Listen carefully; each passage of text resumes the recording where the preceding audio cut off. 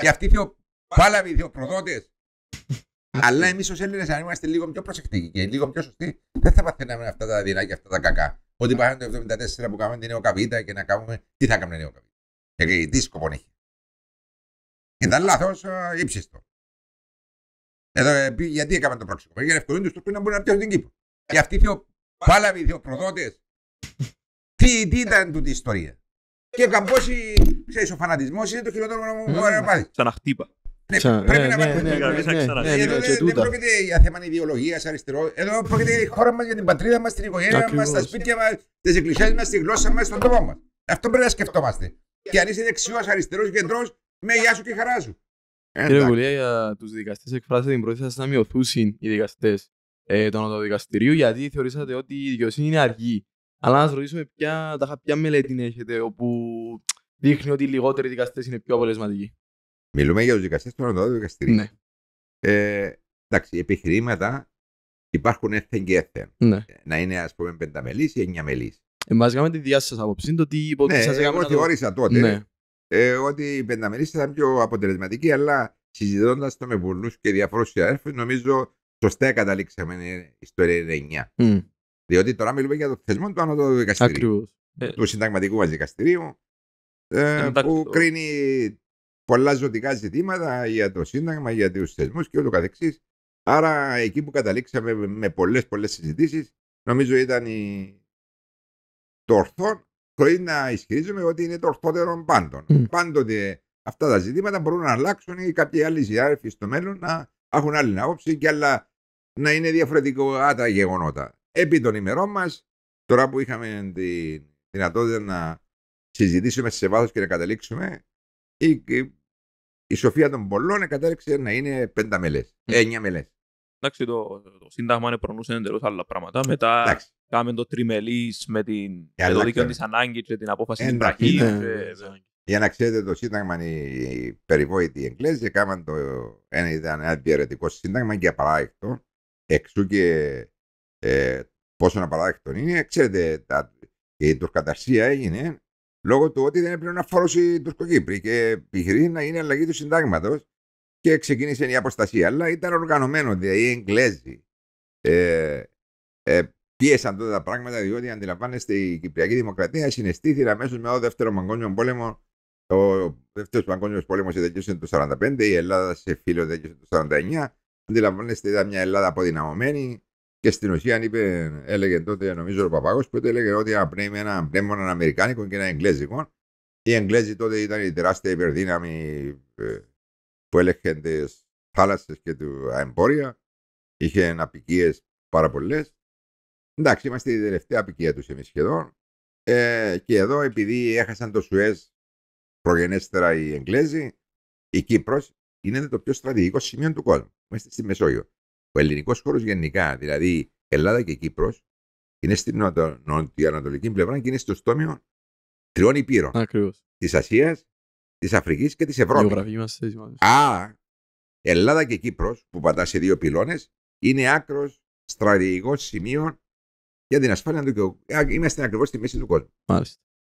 Για το λιμάνι της Λάρνακας, νομίζω είχατε καταγγείλει τη διαχείριση του και δεν είχα καλέσει, νομίζω, το Γενικό Ελεκτή να το ερευνήσει. Είχατε καλέσει τον Γενικό Ελεκτή να το ερευνήσει, αλλά ποιο θα ήταν το πολιτικό κόστος, αν τελικά οι έρευνες. Εδώ κάνουμε ένα λιμάνι σε κάποιους εισέπρατα χωρίς να κάνουν τίποτε. Αυτό το θεωρώ εγκληματικό και απαράδεκτο. Εγώ εκ πεποιθήσεως θεωρώ ότι οι οργανισμοί του, τα λιμάνια, τα αεροδρόμια πρέπει να είναι κάτω από τον ελεγχό του κράτους. Και είναι λάθος αυτά που κάναμε, διότι τα συμφέροντα καταφέρουν να επιπλέψουν, πήραν την πλειοψηφία εκεί και τα κάμα, αλλά εκ των υστέρων διαπιστώνουμε ότι είναι λάθος. Και τώρα η κυβέρνηση του κ. Χριστορίδη που το ανέθεσε να κάνουμε μελέτη να το δώσουν σε επενδυτή, επαναλαμβάνω ότι είναι λάθος. Και ό,τι περνά από το χέρι μου, αν είναι δυνατόν να του το ανατρέψω, το ανατρέψω. Υπήρχε δημόσια ένταση όμως που προκαλέσει. Εντάξει, είναι καλά να υπάρχει ένταση. Ανεβαίνουν τα. Όσο πιο μεγάλη ένταση υπάρχει, τόσο παραπάνω παίρνει στροφές στο μυαλό. Αλλά εγώ θεωρώ ότι τώρα τα κόρπα με τους ιδιώτες είναι της απάνω Κυριακής. Έκαναν το στην Αγγλία οι σιδηρόδρομοι, εξαντλήσαν τα πάντα και μετά στραφήκα, πήρε τα ο κράτος. Όπου δοκιμάσα, και στα συμφέροντα τα ιδιωτικά είναι ότι αρπάξουν. Ενώ, ας πούμε, τα αεροδρόμια τα δώσα. Και εδώ, αν πάει γεμάτο ξένους που δουλεύουν, ξέρει εκεί, και οι Κύπροι δικοί μας τότε που τα αεροδρόμια ήταν κάτω από τον έλεγχο του κράτους, όλοι οι πρόσφυγες στο συνοικισμό δουλεύαν στα αεροδρόμια. Τώρα παίρνουμε κούλουρο και παρακολουθούμε να δουλεύουν άλλοι στην πατρίδα μας. Κύριε Κουλιά, είμαστε σήμερα στο γραφείο σας στη Λάρνακα. Είσαστε για δικηγόρος. Δηλαδή, στο δικαστήριο πάτε λογικά. Πάω για κανένα φίλο έτσι. Όχι πολλά συχνά, αλλά πάω.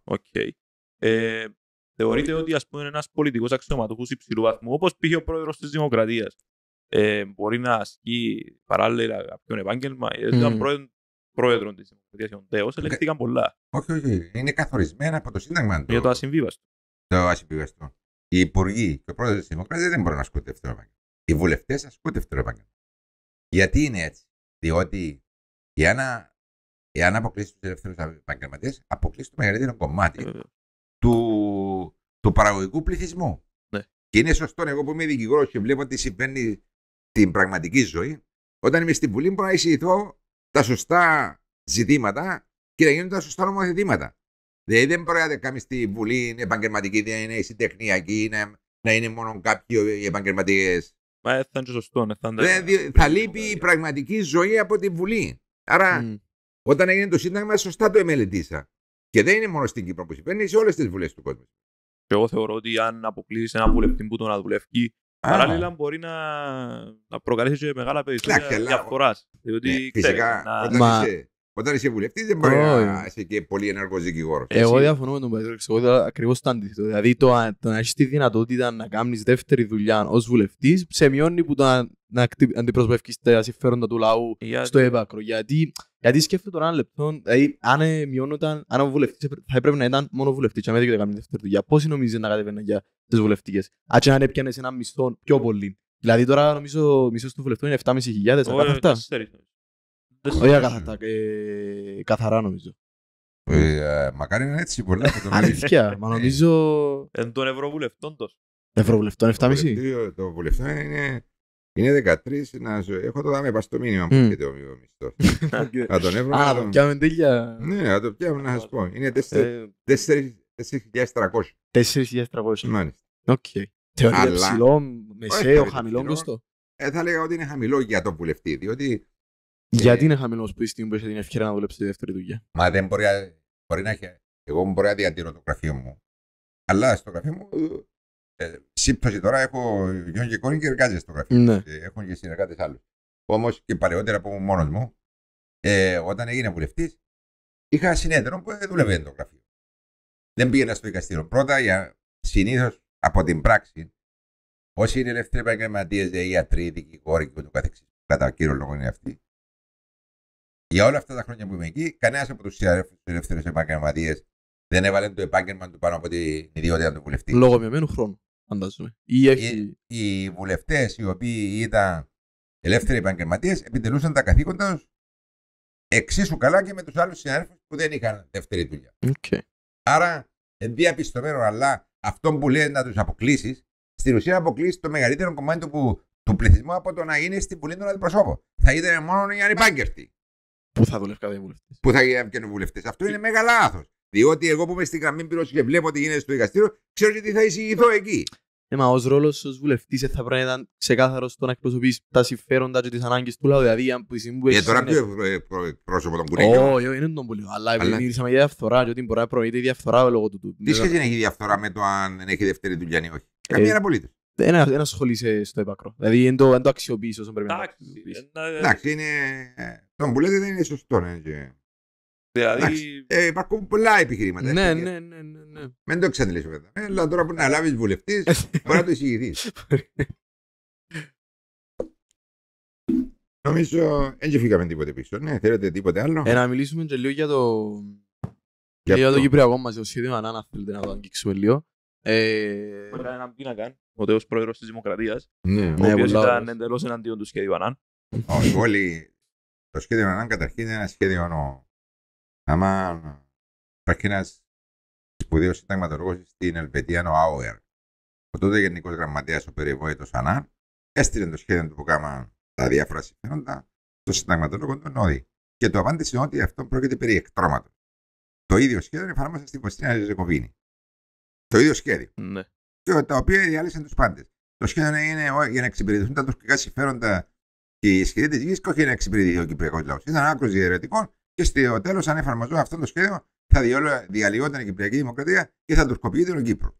Όμως, μια και είμαστε στο Κυπριακό, κυρίως στο εμπαρόδο να πούμε, η Τουρκία από το 1948 σχεδίασε να επαναδιεκδικήσει την Κύπρο.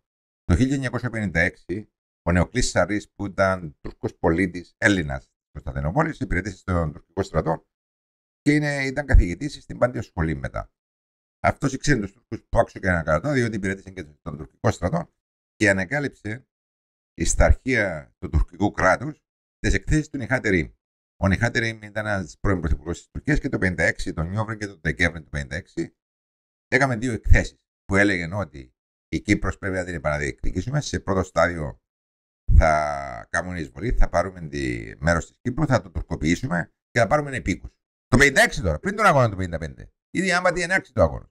Όλα αυτά που σχεδίασαν οι Τούρκοι, ανεξάρτητα ποια κυβέρνηση αν ήταν στην Τουρκία δεξιά, αριστερή, κεντρό ή ανάποδη, εφάρμοσαν αυτή την πολιτική και εμείς, δυστυχώς στην Ελλάδα με τη Χούντα, συνένεσαν προς αυτήν την κατεύθυνση, έκαναν το πραξικόπημα και έδωσαν την ευκαιρία στους Τούρκους. Αλλά οι Τούρκοι, ο στόχος τους είναι να τουρκοποιήσουν ολόκληρη την Κύπρο. Εδώ έφεραν επίκους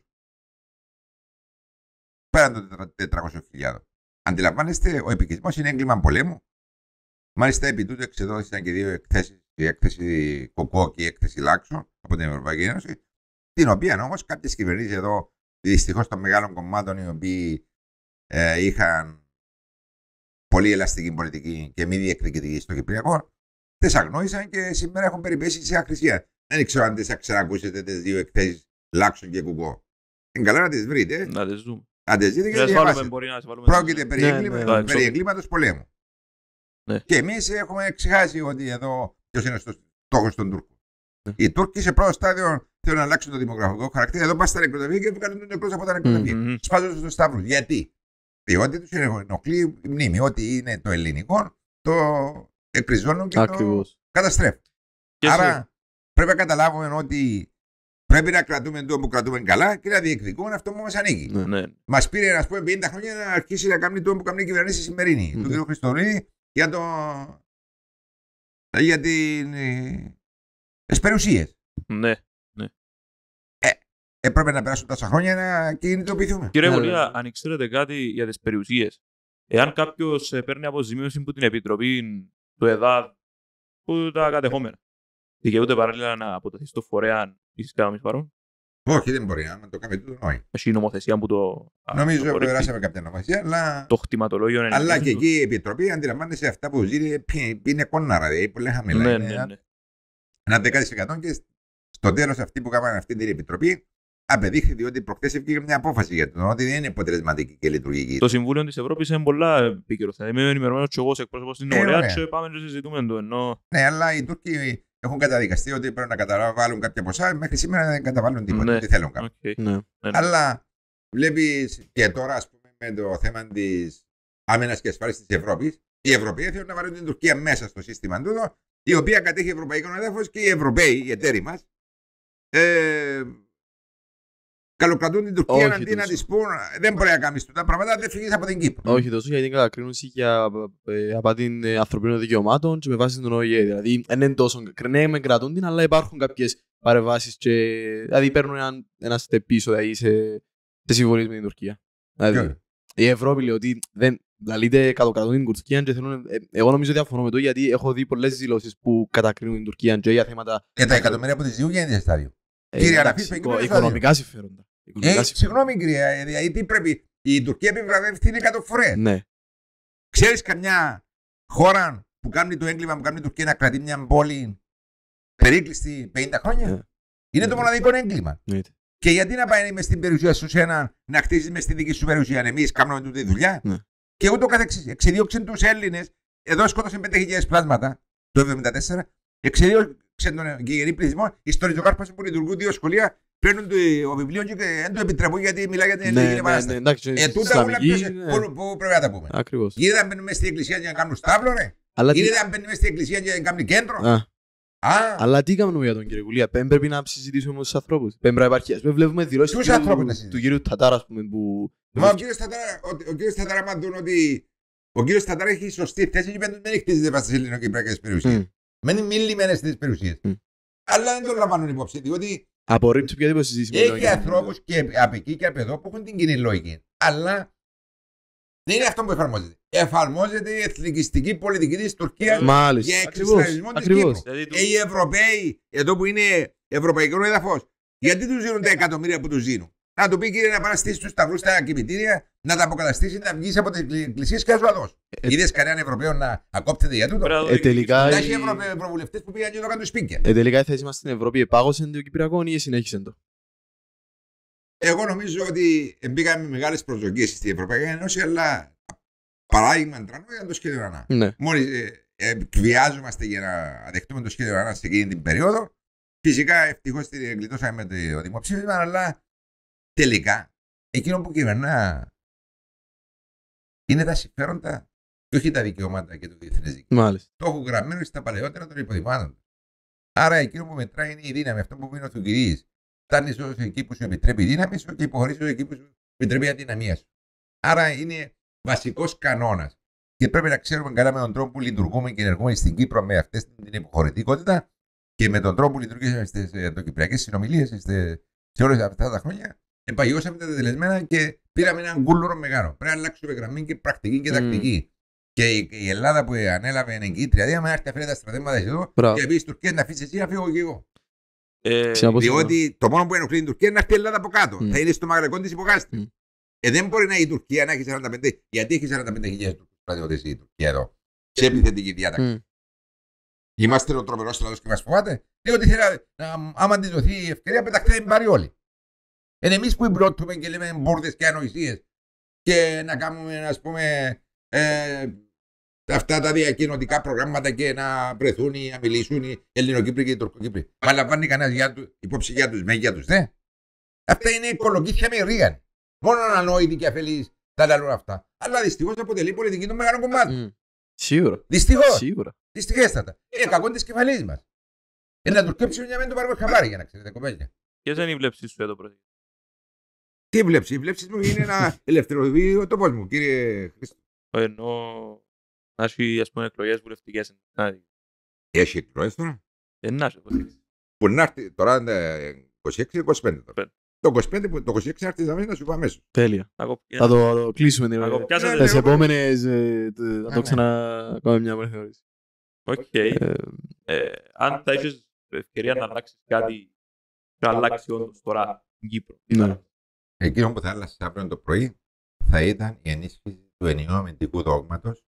Εκείνο που ξεκίνησε τότε με το Αρσένη και την κυβέρνηση του Μακαρίτου Κληρίδη.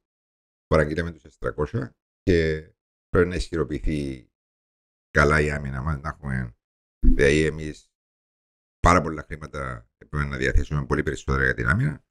Να έχουμε την αεροπορία μας, να έχουμε το ναυτικό μας, τις φρεγάτες μας και ούτω καθεξής. Και να πείσουμε την ελληνική κυβέρνηση που είναι εγκυτρία δύναμη να εγκατασταθεί από κάτω.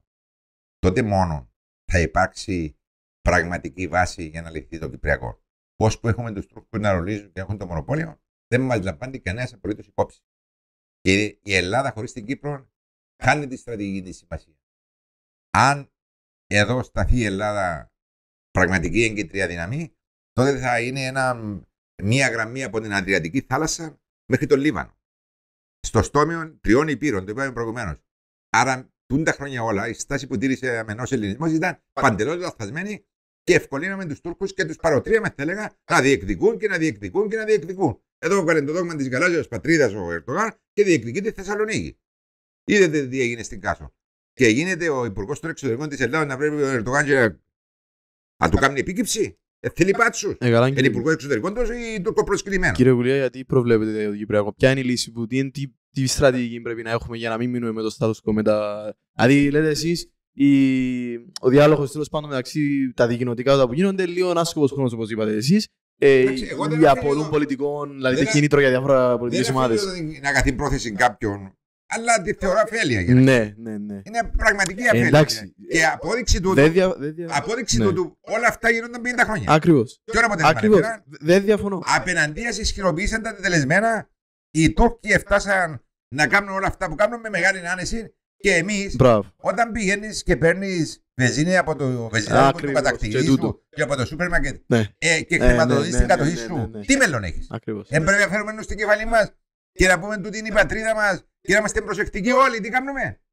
Και επιπλέον, να το επαναλάβω, εγώ θεωρώ ότι πρέπει το ενιαίο αμυντικό δόγμα του ελληνισμού να είναι πραγματικό της και όχι στα λόγια ή στα χαρτιά. Και να έρθει να εγκατασταθεί πραγματικά ελληνικός στρατός εδώ και να δεις τότε οι Τούρκοι που θα αρχίσουν να κάνουν νούσιβες και φρόνιμες προτάσεις.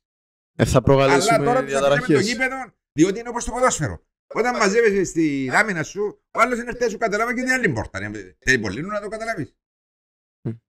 Από θεσμικών πλαίσιων και από θεσμικών δηλαδή κομμάτι τι μπορούμε να κάνουμε.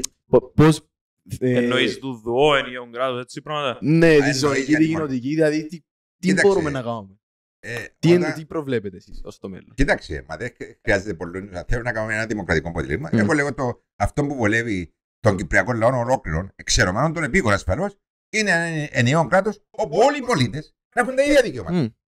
Κυπριακή δημοκρατία. Ασφαλώς τέτοια, κύριε. Υπάρχει πιο λογικό, ξέρετε, κανέναν κράτος του κόσμου που έχει τη ζεωνική, την κοινωνική ομοσπονδία που λένε τούτοι οι κύριοι, λέει άκου. Θέλουμε λύση την κοινωνική ζεωνική ομοσπονδία όπως την προβλέπουν τα ψηφίσματα των Επιτροπής Προεδρίας. Να μας πει ένας, να μας πει τι ισόη πράγμα είναι τούτο. Εδώ θέλουμε έναν κράτος το οποίο να είναι δημοκρατικό, ένας άνθρωπος μία ψήφο. Ακριβώς.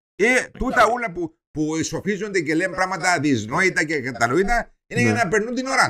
Το Βέλγιο δεν λειτουργεί έτσι, η Ελβετία. Μα μόνο το Βέλγιο υπάρχει. Μα εδώ στην Αμερική έχει 100 εθνότητες να καπλώνουν ο καθένας ένα κομμάτι και να κάνουν διζωνικές.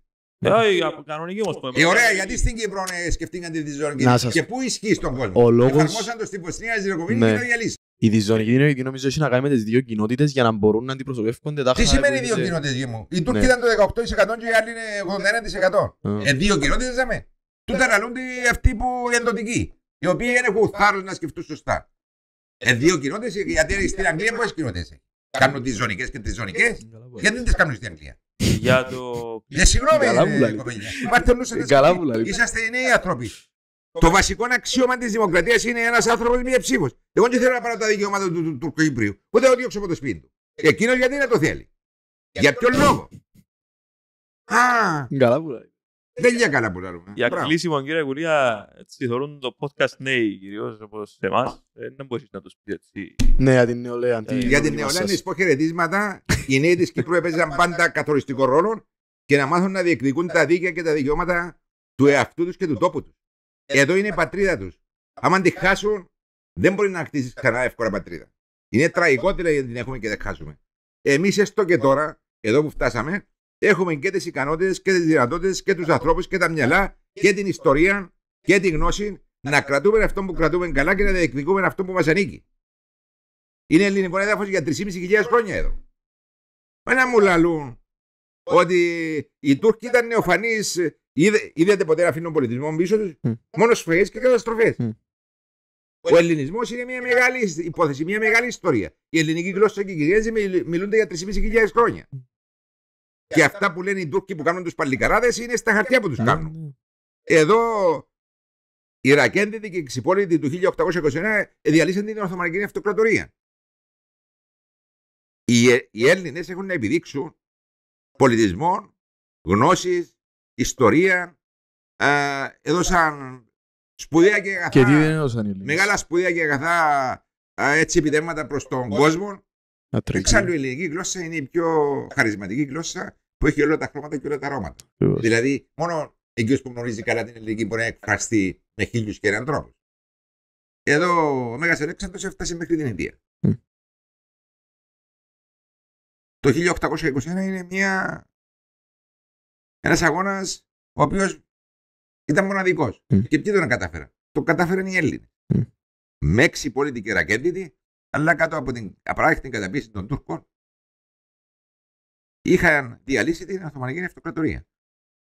Και τα επόμενα χρόνια, δηλαδή το 1919, είχαν αποβιβαστεί για πρώτη φορά ύστερα από 500 χρόνια μετά την πτώση της πόλης στη Μικρά Ασία. Αλλά τότε δεν είναι οι Τούρκοι που μας ενοικήσαν, όχι παρά τα Τούρκ. Μας ενοικήσαν οι Πορσεβίκοι της Ρωσίας, οι οποίοι βοηθούσαν το Κεμάλα τα Τούρκ για να μην, λόγω των πετρελαίων του Καυκάσου, οι Γάλλοι, οι Ιταλοί.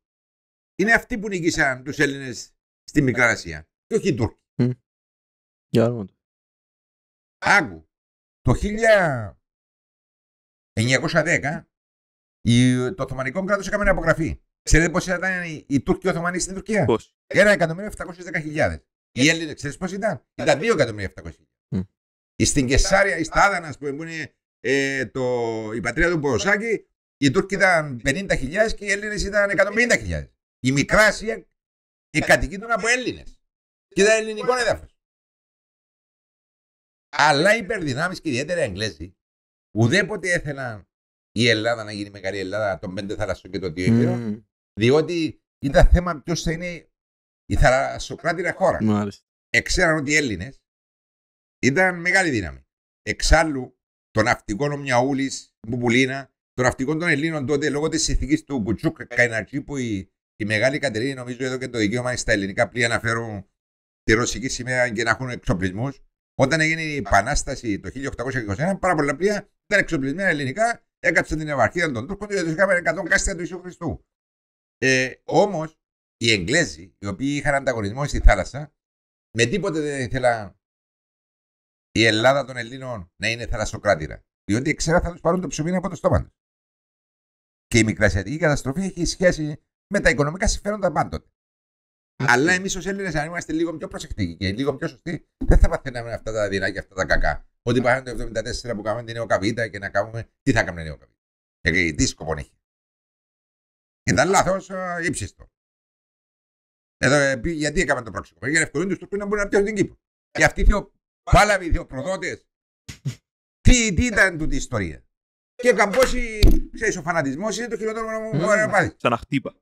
Πρέπει να βάλουμε. Εδώ δεν πρόκειται για θέμα ιδεολογίας, αριστερό. Εδώ πρόκειται για η χώρα μας, για την πατρίδα μας, την οικογένεια μας, τα σπίτια μας, τις εκκλησίες μας, τη γλώσσα μας, τον τόπο μας. Αυτό πρέπει να σκεφτόμαστε. Και αν είσαι δεξιός, αριστερός, κεντρός, με γεια σου και χαρά σου. Αλλά πρώτα και πάνω απ' όλα πρέπει να το συμφέρον της πατρίδας και του συμπατριώτη μας, του διπλανού μας, του συμμαθητή μας που είναι στο σχολείο, του συμφίδη μας, του στρατιώτη μας. Τι είναι τούτη η ιστορία που σκεφτήκαν, ας πούμε, και έκαναν όλη αυτή τη διαδικασία? Είναι για να εξυπηρετούν τα συμφέροντα της Τουρκίας. Και εμείς, ποιο είναι να το συμφέρουμε? Είχε λογική. Όταν έκαναν το φάκελο της Κύπρου, ήρθε ο Μακαρίτης ο Παπαγεωργίου, που ήταν κυβερνητικός εκπρόσωπος του ΣΑΠΣΟ, και τον ερώτησα, κύριε Παπαγεωργίου, προϊόντος του χρόνου μετά από τόσα χρόνια, θέλω να μου πεις ποιος ήταν το οικουμενικό στόχος της ΟΚΑΒΙΔΑ? Και στη μου απαντήσε, επέξαμε τον ρόλο του χρήσιμου ηλιθίου. Ήταν μια απάντηση καλοπληρωμένη. Καλό θα ήταν τούτο να ακουστείς εκείνους που θέλουν σήμερα να το αναστήσουν. Είναι εύκολο και ξέρεις γιατί υπάρχει ο φανατισμός. Όταν φανατίσεις τον άλλον δεν μπορεί να σκεφτεί λογικά. Ακριβώς. Και είναι μια στρατηγική και μια τακτική. Και όλα αυτά για να γίνουν, αυτοί που είχαν συμφέρον και οι Τούρκοι, ιδιαίτερα οι Αγγλοαμερικάνοι που θέλουν να κάνουν αυτή τη διαίρεση, έβαλαν πακτολούς χρημάτων. Μάλιστα στο φάκελο της Κύπρου είπε ένας, σήμερα είναι καθηγητής κάπου στην Αγγλία, ήταν φαντάρωση στην Τρίτη Ανωτέρα, τότε που έγινε η εισβολή, και περιέγραψε διάφορα γεγονότα μέσα στο φάκελο του. Και τον ερώτησα εγώ, θυμάμαι, καλά, λέγεται τότε ότι κάποιος πληρώναν δολάρια. Λέει μου, κύριε Κουλία, εγώ ήμουν τη Τρίτη Ανωτέρα, το δεύτερο γραφείο. Το δεύτερο γραφείο ξέρετε τι? Ναι, ξέρω. Που είναι τα μυστικά της. Ήμουν και γραφέας του δεύτερου γραφείου. Άρα ξέρεις το. Ναι. Λέει μου, ναι, κάθε Σαββάτο, κάθε τέλος του μηνός έρχονταν και διούσαν μας ένα χάκκινο φάκελο και παίρναμε το σε διάφορα σωματεία. Και μια ημέρα άνοιξε ο φάκελος και όντως είχε δολάρια μέσα. Λέω ότι θυμάσαι κανέναν από τούτους που πήρε φάκελο? Λέει, θυμάσαι στο Καϊμακλίνε πήρε να του μουχτάρει το τάδε όνομα. Κύριε, λέει σου. Μες στο φάκελο τώρα το ταούλα. Να τους φάκελους πρέπει να παρουσιάσει. Δεν έχει κάτι που λέγεται και να μην έχει την αξία και την άκρα. Ναι. Εντάξει, τελευταίο μην το ξιάζω. Έχει έναν πολλά επίκυρο ζήτημα που κάνατε μια πολλά καλή τοποθέτηση και νομίζω έφερε πολύ γέλιο και πολύ κόσμο, θανασία. Θα μιλακιάμε τον ρόλο του Χάρου. Την αντιπροσωπεία του Χάρου. Αντιπροσωπεία του Χάρου, ναι.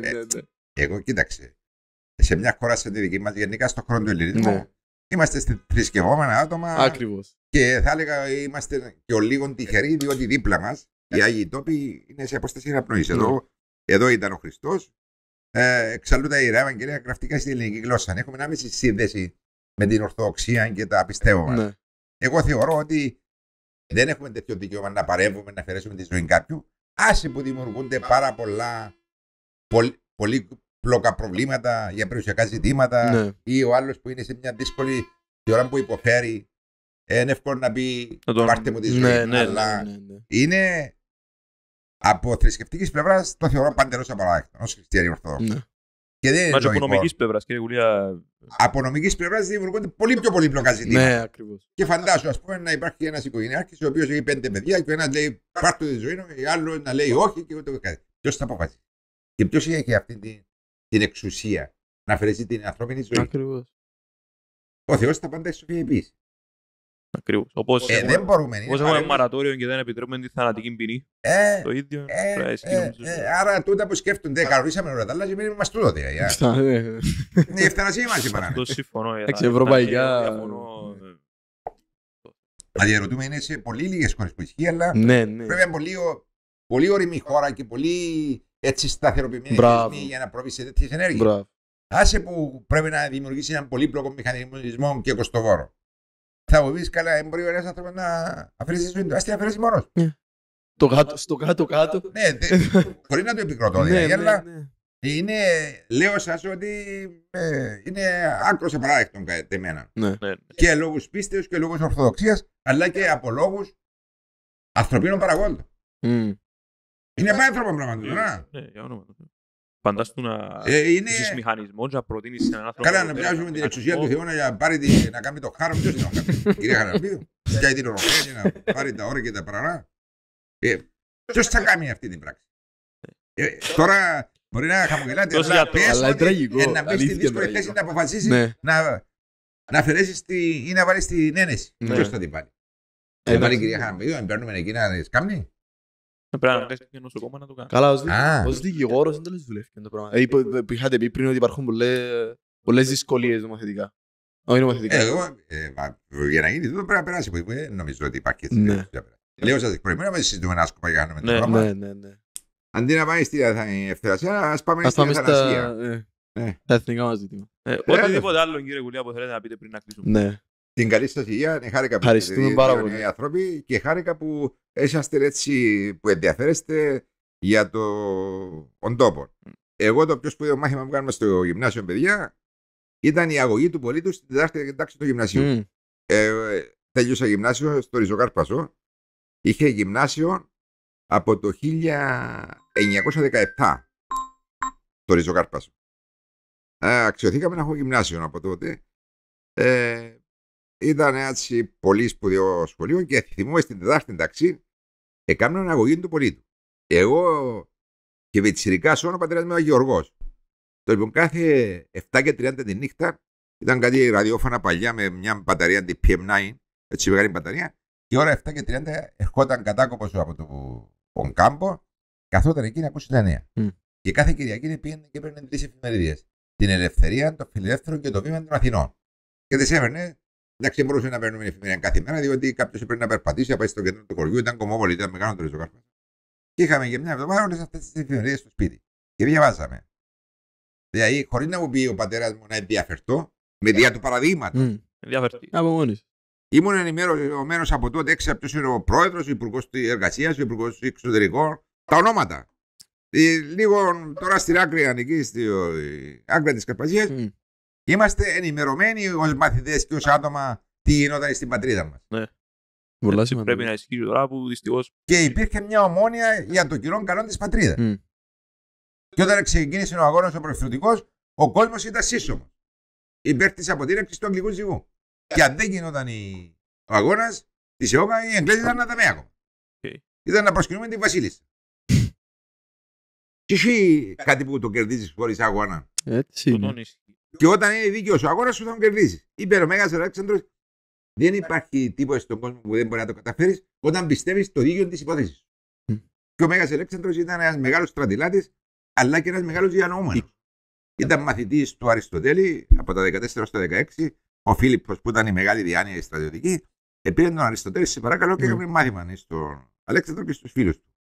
Ήταν, και πάντοτε ο Αλέξανδρος έγινε την ευκαιρία στους αντιπάλους να συνεργαστούν μαζί του πριν να κάνει οποιαδήποτε επίθεση. Ή έδινε επιλογές. Ναι. Εξού είναι ο μόνος άνθρωπος ο οποίος πήγε στα πέρατα της οικουμένης και έκτισε πολιτισμό. Έκτισε πολιτείες, βιβλιοθήκες. Δεν διανοούμενος. Ναι, ναι. Στην Κρήτη είναι κανέναν πόλεμο και απελευθερωθήκα, είναι στην Ελλάδα. Και εμείς σωστά ζητούσαμε την Ένωση. Και είναι σωστό να είναι ενωμένη η Κύπρος με την Ελλάδα. Είναι ελληνικός χώρος αυτό. Ναι. Και αυτό που λέμε περί Ελληνοκυπρίων είναι πελάρα. Είναι άκρως διαιρετικό. Ας πούμε στην Ελλάδα, λαρούμε τους Ελλαδίτες, Ελλαδιλοέλληνες, Αθηνοέλληνες. Γιατί εμείς είμαστε Ελληνοκύπροι. Είμαστε Έλληνες Κύπροι. Οι Κρήτες είναι Κρητοέλληνες. Γιατί είμαστε Ελληνοκύπροι. Διότι το κόλπο των Εγγλέζων ήταν να βάλουν Τουρκοκύπρια και Ελληνοκύπροι. Δηλαδή να λαρούμε το 18 ίσως με το 82. Είναι λογική του πλάστημα τότε. Καλά, πρέπει να το σκεφτούμαστε. Πόσο νου χρειάζεται για να σκεφτείς κάποιο λογικά. Τι σημαίνει Ελληνοκύπροι. Τους Ελλαδοελλαδίτες, Κρητοέλληνες, Σαμοέλληνες και ούτω καθεξής. Ιωαννοδιέλληνες, Θεσσαλονικοέλληνες. Δεν μου τους οι ανοησίες. Αλλά, ξέρεις, οι έξυπνοι Εγγλέζοι, τα παρασάρα μας τα με πιάνουν τα ονομασόμενα όπως τους παλαβούς. Αλλά το όνομα να δουλεύει. Εξάλλου, εμείς καταγόμαστε από έναν έθνος το οποίο έχει πολιτισμό και ιστορία χιλιάδων ετών. Τούτοι τον καιρό που οι Έλληνες ήταν πολιτισμένοι, τούτοι ήταν στα δέντρα όπως τους εργατρόπους. Και ακόμα κύριε Κουλίνη, ξέρετε πόσοι νέοι και πόσους ξέρω που αφιβάλλουν ακόμα τη ίδια μας την ιστορία. Κακόν της κεφαλής του, δεπέντη μου. Βιβλία έχει πολλά, η ιστορία είναι εκεί. Το διαδίκτυο σήμερα μπορεί να το βρεις. Όπως μπορεί να ακούσεις μια ευχάριστη μουσική, με τον ίδιο απλό και εύκολο τρόπο μπορεί να μάθεις και την ιστορία σου. Κανένας δεν δικαιολογείται σήμερα να αλλουμπολογεί. Αλλά εντάξει, αν δεν ήταν και οι Παλαβοί, πώς θα ζούσαν έξω. Πολύ απλό. Ευχαριστούμε πάρα πολύ κύριε Κουλίνη. Όχι, να κάτσετε να πούμε να το πω λίγα και στέλνω. Ευχαριστώ πολύ παιδιά. Χάρηκα πραγματικά να σας ευχηθώ τα καλύτερα και χαίρομαι που δύο νέοι άνθρωποι στην ηλικία τη δική σας, που ένας μαθητής ο άλλος στρατιώτης, έχει αυτά τα σπουδαία ενδιαφέροντα. Ευχαριστούμε πάρα πολύ. Έτσι είναι πολύ ανακουφιστικό για μένα και κάτσα με πολύ χαρά να σας πω ό,τι θέλετε. Και όποτε θέλετε είσαστε καλοδεχούμενοι. Είναι η πρώτη φορά που